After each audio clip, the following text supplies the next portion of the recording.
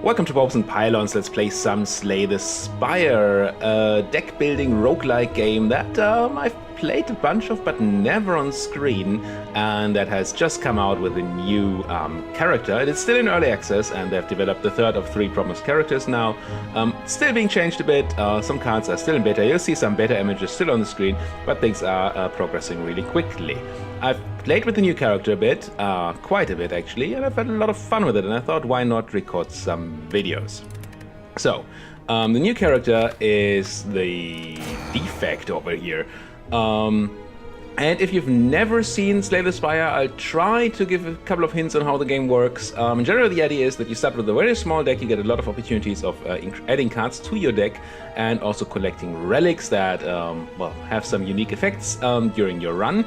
And then you try to fight your way through a bunch of battles, get some campfires, meet some shopkeepers, beat 3 bosses and win the game. And the more often you beat the final boss of the game, the more of these Ascension levels you can unlock that make the game harder in various different ways. So they all add up to each other.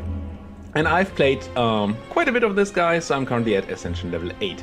So I might just very easily just die in this run. But you know, that's part of a roguelike, right? So let's just jump right in there and see what's going on. Embark.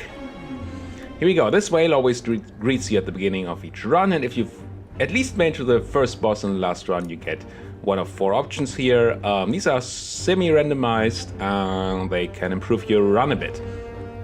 We could lose our starting relic, which is the cracked core. Up here at the start of each combat, we channel 1 lightning. And the relic is... the Defect is a bit of a complicated character. If you've never seen Slay the Spire before, it might be a bit overwhelming. Here's these orbs he can collect that have passive effects and also can have an active effect if I evoke them and remove them by doing that. So we have this relic that gives us 1 lightning orb at the beginning of each combat, and we could throw that away for a random boss relic. We could also just remove a card from our deck. We could get some more max HP, and we have 75 max HP because we're playing on higher difficulty. We're starting at not quite full life. Or we could obtain a curse, which is a negative card that just clunks up our deck and sometimes has a negative effect, and gain some gold for it. I'm just going to remove a card because having a thin deck is good. And swapping out the starting relic can be very strong, but maybe not for the first run on this video here. And you can see we have these basic cards: strikes and defense. Strikes deal damage, defense block damage that is incoming from the enemies, and these 2 special cards for the Defect, which can make another lightning orb, another orb that deals damage, and they can evoke one of the orbs or remove it and to get its effect twice. In the case of lightning, that is just more damage. I'm going to remove a strike here because it's basically the worst card in the game. Of course we do need damage, but we definitely want to find better cards. Now, this is the path, or the map for the first floor, and this is the first boss we're going to fight. And we can sort of pick a path to go through here. And what I'm looking for at the moment is a lot of these campfires, because they allow us to upgrade cards and to heal. A shop is good to buy things, and question marks are good because they have generally positive events. These elites are very scary. They give you more relics, so it's very good to defeat elites, but unless you have a strong deck, they can just murder you, especially on Ascension. So I'm looking for a path that has a lot of fires and question marks, and not a lot of elites on it. And it looks like that path might go through the center here. Might even start... No, it starts here. Yeah, we're going up here, taking those fires. Take maybe an elite here, and then go through here. That sounds good. Alright, let's get started. Here's our first enemy. He intends to attack us for 12, so you can always, well, almost always see what your enemies are trying to do. We do not have enough block to just take no damage here. We also don't have enough damage to just kill him. So what I'm going to do is block once, so we prevent 5 of the 12 damage he wants to do. I'm going to zap, so we get another of these lightning orbs that deal passively 3 random damage every turn. And if I evoke them, so use them up, they do 8 random damage. And if I use dual cast to do that, it does 16 damage. And since this fight is not going to be super long, I'm just going to remove my first orb to do 16 damage to him here. Zap him for another 3, and then get hit back for 7. This time he's only attacking for 7. We can easily just get 10 block up, hit him for 6, and another 3 from the orb. And we get hit, we take no damage because we block everything. He's not intending to attack, but instead to buff himself and block. So this time we should try to do as much damage as we can, and that is going to be lethal. Bam. It's dead, we gain some gold, and we can add a card to our deck. And these are 3 cards we could choose from. There's a Leap, which is better defense card. It gives us 9 block instead of the 5 we get from normal defense. Barrage deals 4 damage for each orb that we have channeled. And Sweeping Beam does some AoE, also area of effect damage, and draws us a card. I like Leap, I also like Sweeping, I also like Barrage if you have the right deck. It's maybe a bit early to pick Barrage here. I think I'm gonna pick up the Sweeping Beam. Having some AoE in the deck can be very useful. Here we go, our first shop. We don't have too much money, a little over 100 gold here. Shop always sells you 5 class cards, 2 cards that can be used by any class, 3 relics that we can't afford, and 3 potions, and offers you card removal service, and the card removal service gets more expensive every time you use it. So there are obviously interesting cards on sale here. Streamline is very interesting. It deals 15 damage and then becomes cheaper every time I play it. And the other ones are interesting too, but I think what I'm going to do is I'm going to remove a card, remove a strike here, and instead add, because it's on sale, it's half price. You see that blue price here? The big sale sign there, I guess. Buy a Streamline. Try to have a very, very slim deck that tries to draw its Streamline as often as possible and then just murder people with it. Let's check one of these question marks, and we get an event. We can either remove a card from our deck and take a bit of damage for it, gain some gold, or leave. And I'm going to remove a card. As I said, I want to focus completely on this Streamline idea, so I want as few cards in my deck as possible. Question is whether we remove a strike or a defend. I think I go with 1 defend now, having already removed a bunch of strikes. And as you can see, you can also find fights in the question marks. Now, I haven't actually talked about this. You have energy that you use to play your cards, and we currently have 3 energy. It's not super easy to get more energy, so for now we're gonna have 3 energy every turn, and these cards cost at the moment either 1 or 2 energy. 2 slimes here. This guy is trying to attack us, this guy is not. He wants to debuff us. So what I'm gonna do is Streamline this guy so he's dead, and then probably just put up another passive damage orb here. Do some extra damage to that spiked slime, whatever a spiked slime is supposed to be. Now he has 25 life. We do not have 25 damage. We're pretty close. We have 17 damage. Well, let's draw a card with a Sweeping Beam, deal 5 damage, and then just double defend. I miscounted here because we are frail, so we gain 25 less block because he debuffed us, so we didn't actually get the 10 block I wanted, so we are going to take damage, which is unfortunate. But we still couldn't have killed him. We could have just played 1 more defense, I guess, and Streamline him for the kill. There we go. Add another card. Having a second Streamline is not super insane, but not bad. The other 2 cards are actually quite decent as well. This makes the enemy weak, which means he deals less damage. 25% less damage. And Self-Repair heals us at end of combat. So we basically play it once. It's a power. You don't redraw it. You play it and then it's out there. And if we survive the combat, we get healed for 7, which is a okay sustain tool. I think I'm going to take the Go for the Eyes here, see if that can sustain us through some fights. Here, 1 more event. I like the bouncing text here. We can gather gold, gain 75 gold, and lose 11 HP or lose 40 gold. I'm gonna take the damage and gain the gold. And then we're gonna hit our first campfire. And I'm gonna use that. You can either rest there and heal 30% of your maximum HP, or you can smith and upgrade one of your cards. And they all have different effects when they upgrade. Streamline gets just to do more damage, as does Sweeping Beam. Zap becomes free, as does Dual Cast, and Go for the Eyes gives it 2 weak actually, which is interesting. But I think I'm still gonna go. Streamline is our main deck plan here, so let's go Streamline Plus. And I've not had success with the Streamline deck yet at higher levels of Ascension, so we might just be murdered here. But since we upgrade the Streamline to 20 damage instead of 15, we can just nuke this foremost louse here. And the other one is not trying to attack us, so we're safe. And we can actually also murder that by just evoking our orb. There we go. And it's gone. And more cards, a barrage, a rebound, and a ball lightning. Rebound could be interesting, to go rebound and put streamline, so it deals 8 damage, place the next card you play this turn on top of your draw pile. So we'd play rebound, then the other thing, streamline, and then draw streamline again next turn. That's not bad. I've never really played with rebound, let's try it out. That's probably just horrible, but we'll see. Now, we have a choice between a couple of paths here, and all of them include at least one elite. So we might as well take this one that gives us a campfire, a shop, and then the elite. And I think what we're going to do is heal at this campfire. I try to avoid healing at campfires as much as I can because I want the upgrades, of course.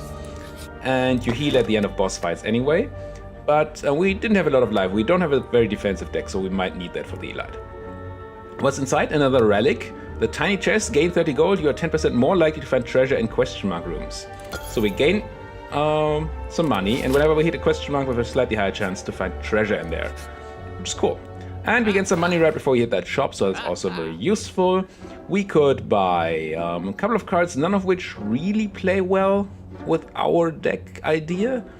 This is really good. Amplify doubles powers that you play, but we don't really have any powers. And the other ones are, well, we already have a go for the eyes, and the other ones are pretty weak. Oddly Smooth Stone is a relic that's pretty good. Dexterity increases the block you gain from cards by 1, so you just gain 1 more block. Happy Flow is pretty good because it gives you more energy every third turn, essentially, and it does continue counting over fights. But I think since we are a streamline deck, we have to go and remove another card here, and that card is going to be another strike. Just keep the deck as lean as possible. And I think, whoop, let me just fix my microphone here. I think we're going to buy a block potion here, which gives us 12 block on use, just so we can sustain through these elite fights, or at least the one elite fight that's coming up. This is actually a rather difficult normal fight. This guy deals a lot of damage. So what we're going to do here is just, do I want to draw another Defend? I don't think I do. You can always check out what's left in your deck, but you don't know the order normally. So I don't know that this is the order that we're going to draw it in. But since we only have 10 cards in our deck, we draw 5. These are going to be the cards we have next turn. I believe he's going to attack me for 7 next turn. I can weaken him to make that 5. Then 1 defend will be enough. So what we can do here is we go... so I do not want to rebound and defend. That's what I'm thinking about, right? I don't want to defend on my deck. Instead, I just want to hit him and have as much armor as I can get. Get hit for 4. Oh, he attacks me for 9. I was wrong. We still go for the eyes to reduce it to 6, so we take a damage this turn, it's fine. Hit him for 20, defend. Get hit for 1. This turn he's trying to do something to us, he's going to entangle us, but that doesn't matter because he's dead. Here we go. Got a Swift Potion which draws 3 cards on use, and we get a card to our deck if we want to. I think I'm taking 1 Beam Cell. Vulnerable increases damage that the creature takes by 50%. It's really good if you do the streamline thing, because you can do, well, 30 instead of 20 damage. That sounds pretty good. Let's fight this elite. Okay, this is a very tough one. He currently is asleep. He always wakes up on the 3rd turn, or when you do more than 8 damage to him.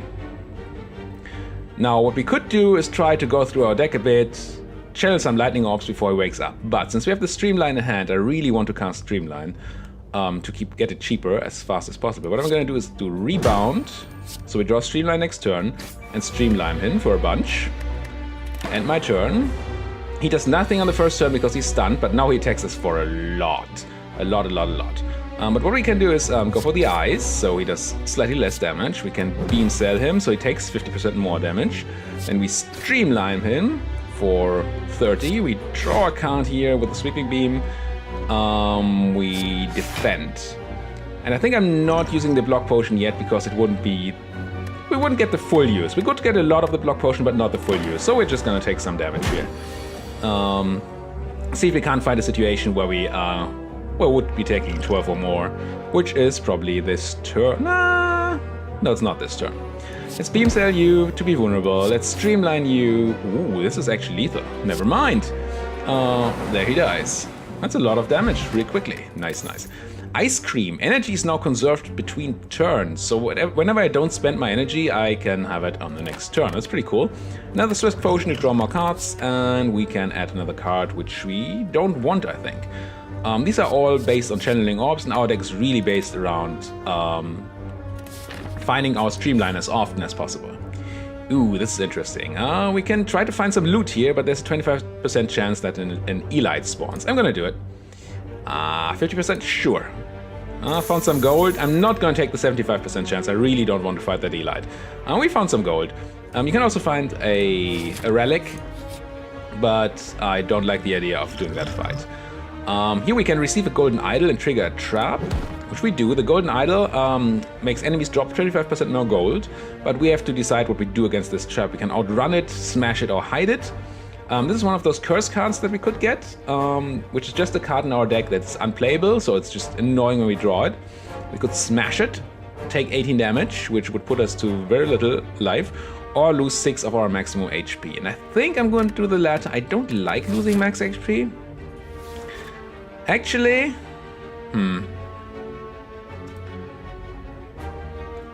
Okay, I'm gonna take the 18 damage. And then instead of upgrading here, I think we're gonna rest. We could upgrade. Let's upgrade. Let's risk it for the biscuit here. And what would be an upgrade? Maybe that is that answers the whole thing for us. I think Go for the Ice is okay to upgrade, but the problem is it only gives weak if the enemy intends to attack. And the upcoming boss basically alternates between attacking and not attacking. So if we can cast it, then the next turn we wouldn't have the benefit of getting 2 turns of weak, which is what that means, that we would apply 2 weak. That's not really good. 2 vulnerable though, getting that for the next turn, I think that's good.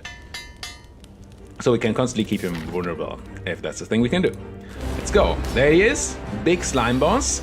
He's soon gonna start doing a lot of damage to us, but he always splits at half life. Gets stunned for a turn, turns into 2 smaller slimes that have as much HP as he has remaining. So the trick is to basically nuke him down when he does big attacks, so we never take any damage. See, this is one of the points where Go for the Ice just doesn't do anything except a bit of damage because he's not attacking. But I mean, damage is damage, right? Maybe I should have drawn cards first, but now that we don't have any energy anymore, I'm just gonna pass and keep the energy for next turn thanks to Ice Cream. Now what he just did was add 3 slimes to our deck, which are cards that do nothing except clog up our deck, and we can cast them for 1 to get rid of them. Now he's still vulnerable because we upgraded our whatever it was called last turn. Not Go for the Ice, Beam Cell. So that's good. So we can rebound and streamline to get the streamline back for next turn. And now I could split him here. See that he's at 77 life, he would split at 70, but I don't actually want that, because, well, we can do some more damage. And he splits into smaller slimes that have his HP. So if we split at exactly 70, for example, you get 2 slimes at 70 HP. Next turn I can nuke him to way below 70, and then he will split into smaller slimes. So, let's give him 6 damage here from the random orbs and conserve our 1 energy. Do not cast anything else. He goes to 71, which is perfect. And now he tries to do a gigantic attack on us, but he did not consider that I'm gonna rebound and streamline him and sweeping beam him and streamline him again, put him down to 18 and even less once these trigger. Now, the question is, do we remove the slime from our hand, or do we say the fight doesn't go long enough for us to redraw that and we keep the energy instead? And I think I'm gonna keep the energy because he's gonna be at 12 life here. 2 smaller slimes at 12 life each, which we can hopefully kill. Not really with his hand, but we can probably just split that guy again. Yeah? Maybe. Yes. Of course we can. And I guess I'm gonna remove 1 slime because we have enough energy. And our random lightning killed those guys, and now we can just pass and kill him because he has 9 life and we have 9 random damage. Bam, boss dead, and we did not have to rest. We didn't take a single damage there. Very nice. These are rare cards we get to choose between, and they're all very nice and interesting, but I don't think I want any of them in a streamline deck. These two are really good in orb focus decks, different ones, but still. And this one is just its own deck, basically. At the start of each turn, add a random power card to your hand, so you constantly generate power cards, and the Defect's power cards are really strong and work together in interesting ways. So once you start getting this going, you just win at some point. It is super expensive, though. I don't want any of them for this deck. And afterwards, after you choose or do not choose a card, you can also, if you kill a boss, always open up a chest with a relic in it. And we get to choose between one of these 3 relics. And what is it going to be? We have the White Beast statue. Potions always drop after combat, so more of these. Inserter. Every 2 turns gain 1 orb slot. You saw we had 3 slots over our head for orbs. And this gives you more of those slots every 2 turns, starting on the 2nd turn. I don't think this is great for our deck either. And the Velvet Choker, it gives you 1 more energy every turn, which is great, but it also means you cannot play more than 6 cards per turn. And what we really want to do is start recurring our streamlines when they cost 0 and cast a lot of them later on, and this could be very, very, well, choking. So I'm not going to take that either. So the question is, these are both just positive for us, I think. The question is, do we want more potions or the inserter? I don't think the inserter does a lot for us, so let's take the beast statue and then just be more liberal in using our potions. And now once I hit that proceed button, we're gonna go to the next floor and get to do the same thing again, of course with our deck intact so far. Try to find a way and beat up this second boss. But we're gonna do that in the next episode. Thank you guys so much for watching. If you like these videos, why don't you tell me about that in the comments? Tell me if you like me playing Slay the Spire, playing some other games. Tell me about whether you like the idea of me playing on higher Ascension modes, which makes the runs more difficult and could mean that I just die from here, just instantly from random stuff. Or if you would like me to do some more introductory videos on lower difficulties. Tell me about that down there in the comments. And until then, thank you guys so much for watching. If you like what you're seeing, like my videos, subscribe to the channel, and see you guys next time.